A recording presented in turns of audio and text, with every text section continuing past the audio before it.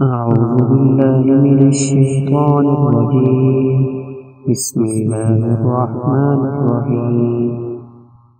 ونادى أصحاب الأعراف رجالا يعرفونهم بسيماهم قالوا ما أغنى عنكم جمعكم وما كنتم تستكبرون أهؤلاء الذين أقسمتم لا ينالهم الله برحمة ادخلوا الجنة لا خوف عليكم ولا أنتم تحزنون.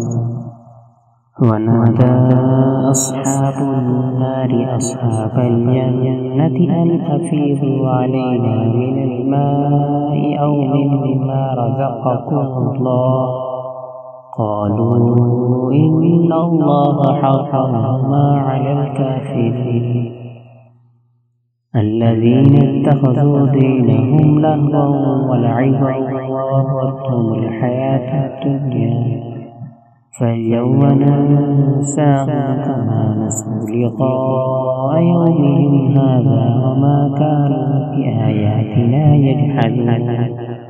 ولقد جئنا بكتاب فصلناه على علم هدى ورحمة لقوم يؤمنون. هل ينظرون إلا تأويله